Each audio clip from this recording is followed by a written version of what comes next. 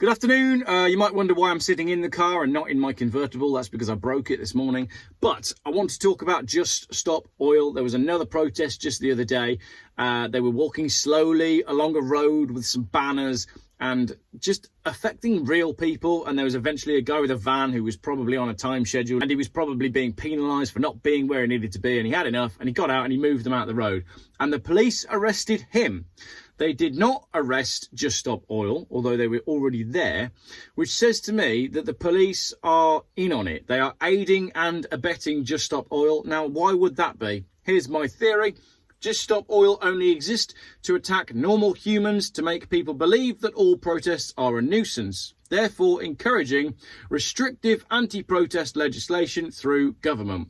This is why you'll never see them blockading something that matters. I firmly believe that Just Stop Oil are just another AstroTurf, fake grassroots organisation that only functions to make us think that protest is a nuisance, which is why you get the police encouraging it and letting it happen, whereas anti-monarchy protesters at the coronation all got arrested before they even had a chance to unfurl their banners. You'd never see Just Stop Oil blockading, say, Tesco, because Tesco is the retail arm of the government. Prove me wrong. So this is me calling you out. If you work for or are involved with Just Stop Oil, I want to do a video with you. You can email me, geoffbuyscars@gmail.com, or post it in the YouTube comments. I want to do an interview with Just Stop Oil.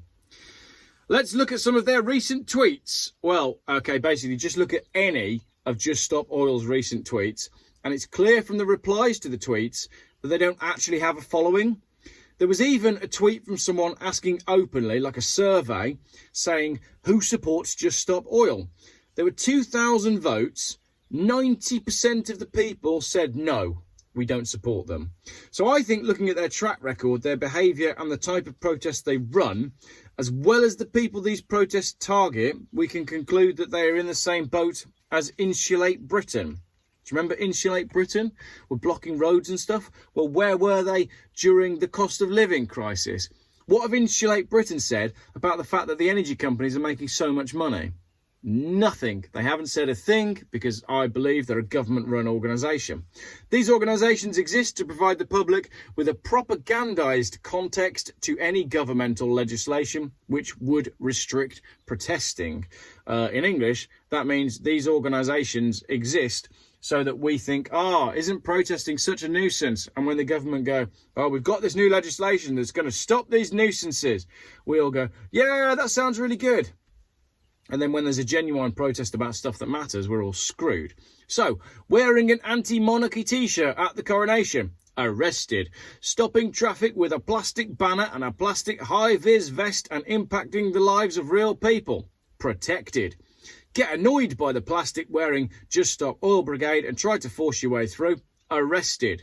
So, as I said, this video is my public call for someone from Just Stop Oil to come on my YouTube channel with me. I have a few subscribers, and I think they'd love to hear your side of the story. Or we could do it by Zoom if you want. You don't have to come to me. We don't have to sit in a car, because I assume you won't want to use any transport because you want to stop oil completely. So let's finish on that. What does a Western world look like without oil? Well, thankfully, the Washington Post did a brilliant article on this. I won't go into detail, but it sort of runs like this. You can't go anywhere, blackouts start almost immediately, heating and cooling homes suddenly becomes difficult because the trucks and trains that carry the coal all run on diesel, so you can forget working because the power outage means you can't charge your laptop. So what do people do when they can't heat their homes? Well, they burn what they have, which is obviously going to be great for the environment. We can't make enough wind turbines or solar panels without oil. And I've already done a video on the fact that most of the solar panels in the world are made using slave labour and involve horrendous materials and yet more mining and environmental damage, and are made in countries with a questionable environmental record and very little environmental policy.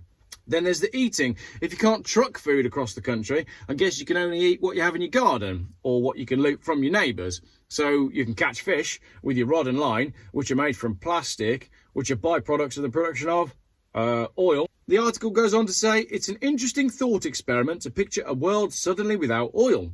Taken to its logical conclusion, it encompasses so much more, a complete and rapid breakdown of society, leading to desperation, lawlessness, wars, and untold suffering.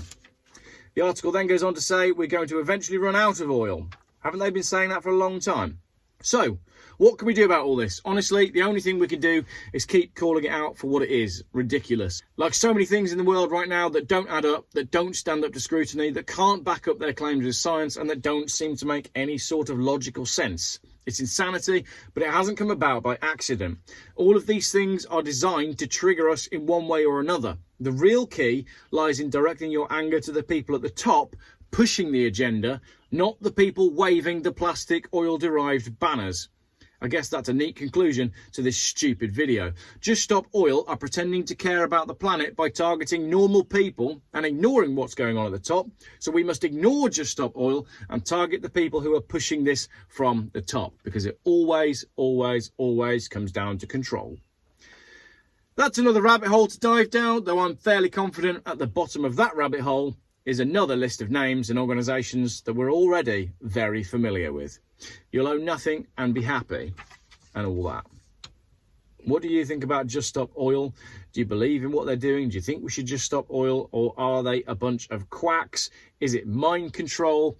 Is this to do with government infiltrating people's brains and making them do irrational things when they trigger a certain thing?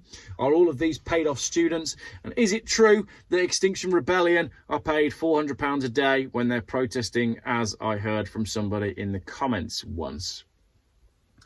Let me know your thoughts. It's getting hot in my Volvo. I wish I hadn't broken my Mercedes.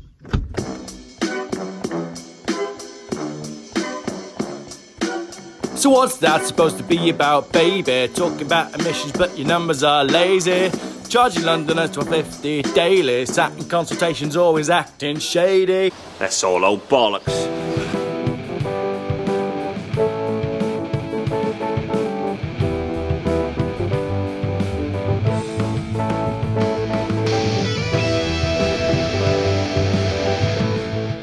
Geoff buys cars. Still, YouTube's most boring car and conspiracy and conversation channel.